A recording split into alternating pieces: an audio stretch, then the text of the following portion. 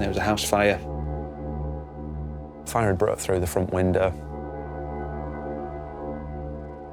The house was fully engulfed in flames and smoke. We put 2 teams in straight away. Everything was going as it should be. And then things just sort of started going wrong.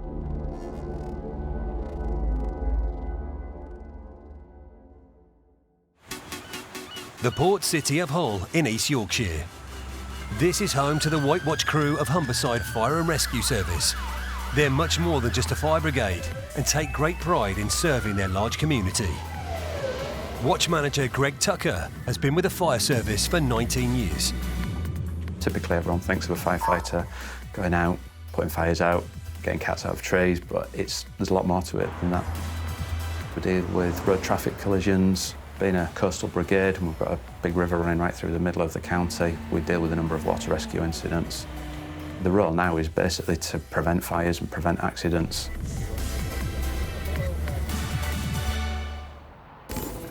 This crew work 24-hour shifts, so they spend a lot of time together. Hello. It's a very tight-knit watch, and it's important that you've got that. The trust aspect is huge, and we have all got each other's back. I can rely on them, and they can rely on me. I'll back them 100%. Got 1 or 2 characters on there, which I think every fire station has, and it just helps to build that camaraderie, and everyone sort of bounces off each other. One of those characters is Luke Burzins, who's been a firefighter for 15 years. My father was in the fire service. I've always seen him, as I was growing up, enjoying his job, and it's just something I've always wanted to do. Even from a young age, I can remember wanting to do it, and when I was finally old enough to apply, I applied at the age of 19 and got in. Daft as it sounds, I actually enjoy going into fires. I enjoy getting hands-on and looking after people. It's a rewarding job. He's a really super professional guy. He takes a great deal of pride in the fact that he's a firefighter. He always wants to be the best that he can be. It's a real privilege to have him as part of my crew, and he brings a lot to it. I wouldn't say it's a hard life, but it's not an easy life. The stuff we do go to, the stuff we see, you have to be able to have a laugh and a joke, but really serious when we need to be. We'll do stuff together, we'll play footy together and have a sit-down meal on the night, just to bond, really. Luke is the self-appointed chef for the watch and loves getting the crew round the table for a big feed. As long as there's loads of it, they're usually happy. I'm a bit of a feeder, I think. Usually lots and lots of food, far too much, but we always manage to, or seem to manage to eat it. We manage to use every pot and pan in the kitchen. That's the only downside, so there's lots of washing up whenever Luke cooks. It is like a family. There's ups and there's downs, as there is with any sort of family, but overall, it's a very positive working environment, I think. But Greg and Luke were put to the test in July 2019 when they were called out to a house fire in a nearby neighbourhood of Hull. I was in charge of the second engine, Greg was in charge of the first engine. As I was coming down, there's a lot of people on either sides of the road already. There was a bad fire taking place. It was coming out of the downstairs windows. The house was fully engulfed in flames and smoke. We'd had reports that there might be people in there still, so we put 2 BA teams in straight away. So we had 4 people in the job in breathing apparatus. Myself and Luke did a 360 and just had a little bit of a look around to see if the fire had spread, where it was, and everything was going as it should be. The crews were in there dealing with the fire, searching the property to make sure everything was okay. And then things just sort of started going wrong. There was a couple of gentlemen outside who were clearly under the influence. They was actually in the property at the time but managed to get out. Friction started to arise between the occupants of the house on fire and other residents on the street. At which point Luke tried to intervene to just stop it escalating and ending up in a fight.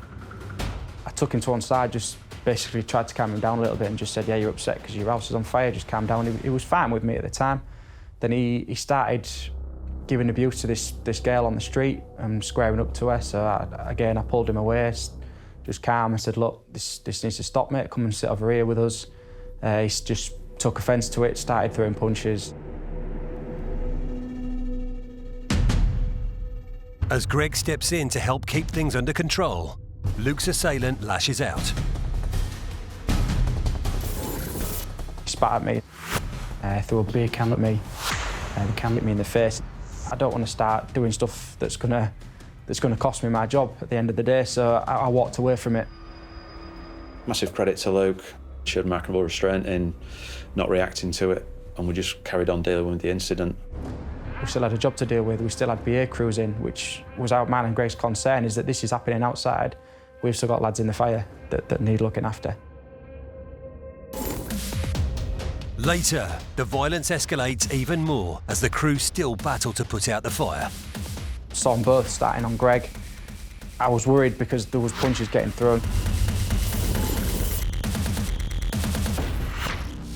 The White Watch crew of Humberside Fire and Rescue Service have been called to a house fire in Hull. We had 4 of the firefighters in breathing apparatus that had gone in to deal with the fire and established that there wasn't anybody in the property. The 2 male occupants are in the street and becoming increasingly aggressive. One of them attacks firefighter Luke Burtons. I saw this can whizzing across and hit him in the face and then be spat at. I don't want to start doing stuff that's gonna cost me my job at the end of the day, so I walked away from it. As watch manager Greg can see the tension building in the street, he keeps a close eye on the situation. The 2 occupiers started making their way down the street. It's unacceptable that somebody had been attacked, so we went to try and speak to them, find out who they were and what had happened. The other guy took his top off and decided he was going to try and attack me. Saw them both starting on Greg. I was worried because there was punches getting thrown. And I ran in and managed to grab one of them. The crew that were outside helped me restrain this guy, and one of the firefighters got on the radio and mobilised the police via our fire control. All the while, the incident's still live, so we've still got a crew trying to deal with the fire, and my concerns are obviously the safety of my crew that are in there and also the safety of members of the public around there, whilst we're still contending with these 2 guys that were just basically wanted to have a fight with us. Fortunately, there was nobody else in the property, so it was empty and we dealt with the fire, and that was, a satisfactory conclusion in that respect. Fortunately, police arrive on the scene within minutes. They took the guy into custody with his friend. It wasn't a case of simply just arresting him though. He started fighting with the police at this point and was kicking off with them. As a fire and rescue service, unfortunately, we seem to go through periods where we end up with more assaults, whether that be verbal or physical. And I think in this case, it's probably one of the most extreme that we've seen, certainly here for Humberside. I was on duty of the evening of that call and was quite shocked, firstly, at what I was informed of. And then when I arrived on scene, actually to see the discontent in the street.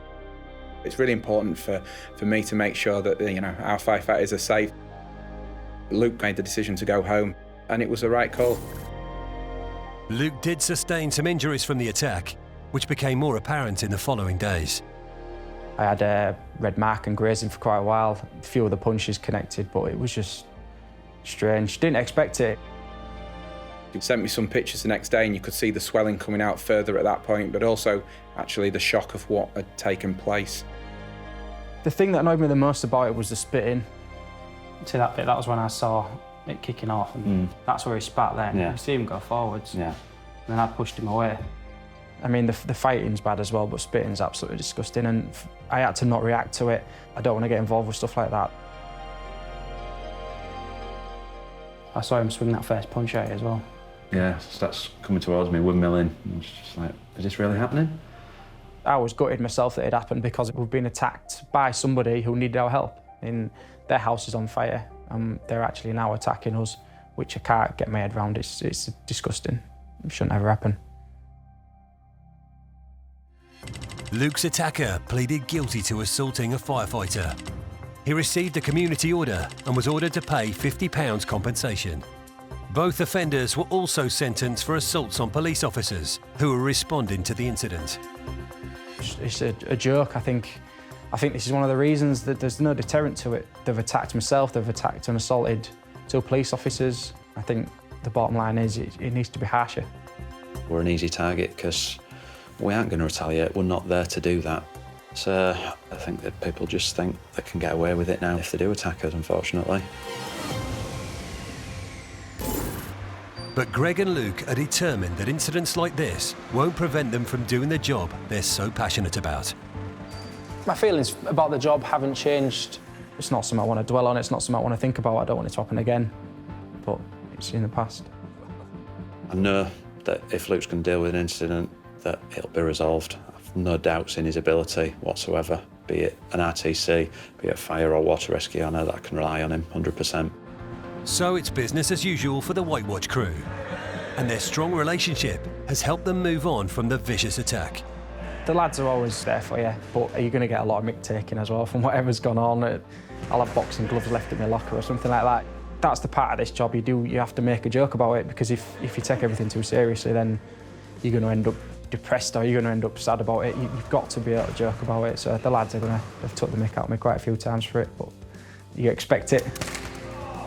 We go out together, socialise together, and that builds and fosters that family environment, really. Best get in the gym this afternoon then, Luke? I'm going to need to. There's going to be a lot of food tonight.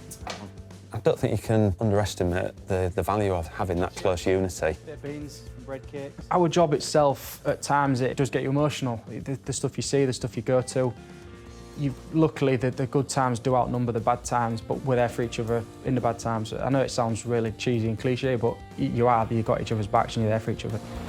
With the team in Hull stronger than ever, they're still pulling out all the stops, so they're prepared for the next incident. It's just emphasising the importance of training so that everyone knows what they can do at a job and how things work. So we don't have to stop and think about things, we just react to it and deal with it as speedily as possible. Today, being at the top of the aerial ladder platform, on Alp as we call it. It's a new piece of kit, that's why we'll come down here and practice with it and train with it. You've got the controls, you can move it up, down, left, right, all around.